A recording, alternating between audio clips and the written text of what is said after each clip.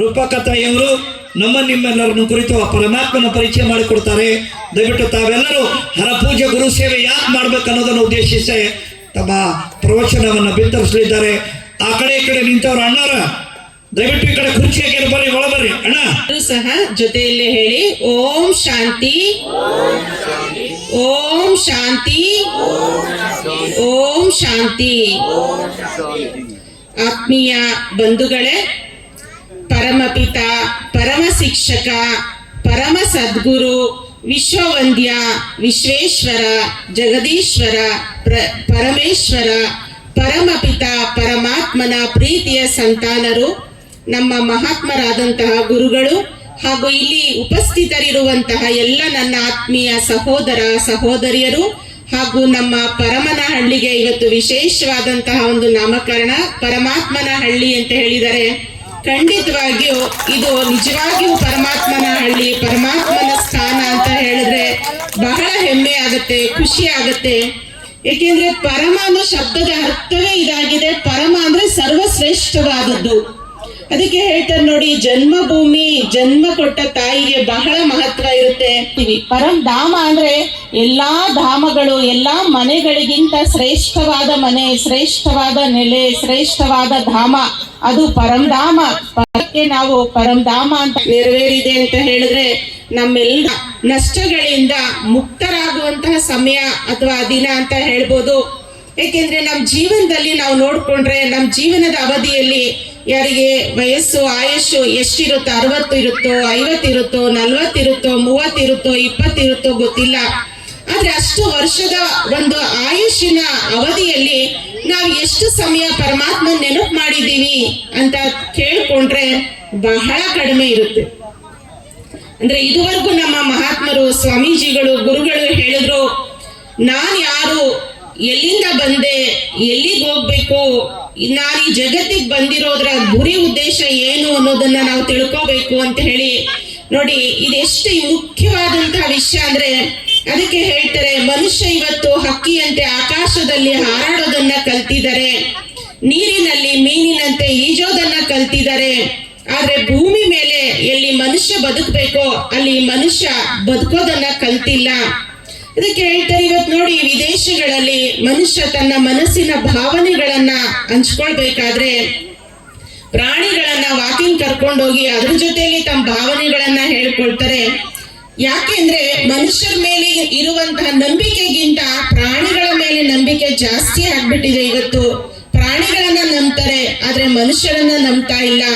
ಯಾಕೀಗಾಯ್ತು ನಮ್ಮ ಸಮಾಜ, ಯಾಕೀಗಾದ್ವಿ ನಾವು ಮಾನವರ ಮನುಷ್ಯತ್ವ ಎಲ್ಲಿಗೆ ಹೋಯ್ತು ಅಂತ ಹೇಳಿ ನಮ್ಮನ್ನ ನಾವು ಕೇಳ್ಕೊಂಡ್ರೆ ಇವತ್ತಿನ ಸಮಯದಲ್ಲಿ ನಾವು ನಮ್ಮನ್ನ ನಾವೇ ಮರ್ತು ಬಿಟ್ಟಿದೀವಿ. ಅದಕ್ಕೆ ನಾವೇನಲ್ವೋ ಅದನ್ನ ನಾವು ಮಾಡ್ತಾ ಇದ್ದೀವಿ.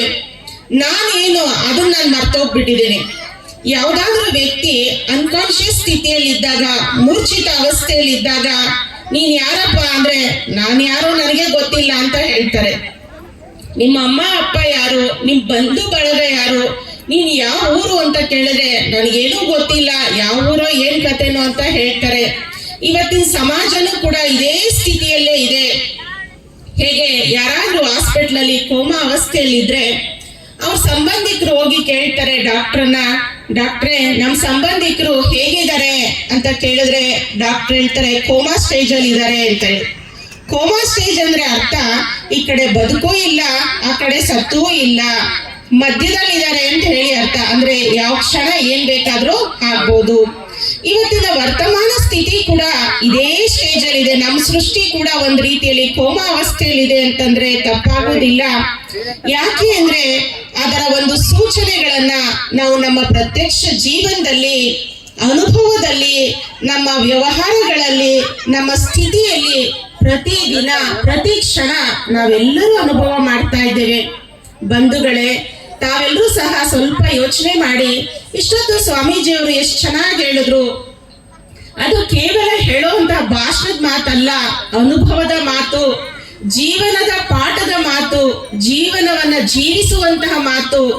ನಾವೇನಾಗಿದ್ದೀವೋ ಅದು ಬಿಟ್ಟು ನಾವೇನಲ್ವೋ ಅದನ್ನ ಸಾಧಿಸೋದಕ್ಕೆ ಹೊರಟಿದ್ದೇವೆ.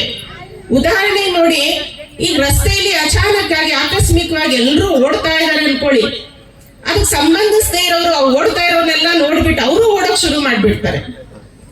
ಯಾರಾದ್ರೂ ಅವ್ರನ್ನ ನಿಲ್ಲಿಸ್ಬಿಟ್ಟು ಯಾಕಪ್ಪ ಓಡ್ತಾ ಇದೀಯಾ ಅಂತ ಕೇಳಿದ್ರೆ ಅವರೆಲ್ಲರೂ ಓಡ್ತಾ ಇದ್ದಾರೆ, ಅದಕ್ಕೆ ನಾನು ಓಡ್ತಾ ಇದ್ದೀನಿ ಅಂತಾರೆ. ಅಂದ್ರೆ ನಾನೇನ್ ಮಾಡ್ಬೇಕು, ನನ್ನ ಗುರಿ ಏನು, ಅವ್ರು ಯಾಕೆ ಓಡ್ತಾ ಇದ್ದಾರೆ, ನಾನು ಯಾಕೆ ಅವರಿಂದ ಓಡ್ಬೇಕು ಅನ್ನೋದು ಗೊತ್ತಿಲ್ಲ.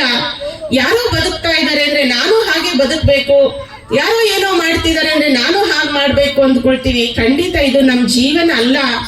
ನಾವು ಅರ್ಥ ಮಾಡ್ಕೊಂಡು ಜೀವಿಸೋದನ್ನ ಕಲಿಬೇಕು.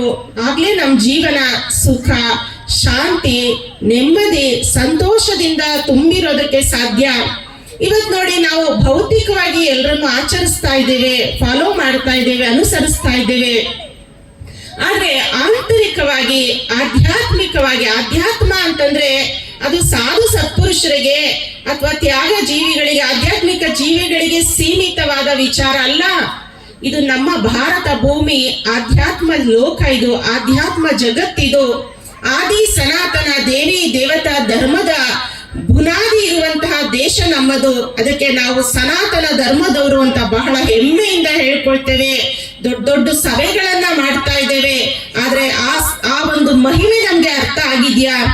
ನೋಡಿ, ಇವತ್ತು ಅನೇಕ ಧರ್ಮದವ್ರನ್ನ ನೋಡಿದಾಗ ಕ್ರಿಶ್ಚಿಯನ್ಸ್ ಹೇಳ್ತಾರೆ ಗಾಡ್ ಈಸ್ ಒನ್ ಅಂತ ಹೇಳಿ, ಅವರು ಒಂದೇ ಅಂತ ಹೇಳ್ಕೊಳ್ತಾರೆ. ಅವರು ದೇವರನ್ನ ಒಬ್ಬನೇ ಅಂತ ಹೇಳೋದು, ಇನ್ನೊಬ್ರು ಅವರು ಒಬ್ಬರೇ ಅಂತಾರೆ. ಆದ್ರೆ ನಮ್ಮ ಭಾರತೀಯರಿಗೆ ಒಬ್ರ ಇಬ್ರ 3 ಕೋಟಿ ದೇವತೆಗಳು.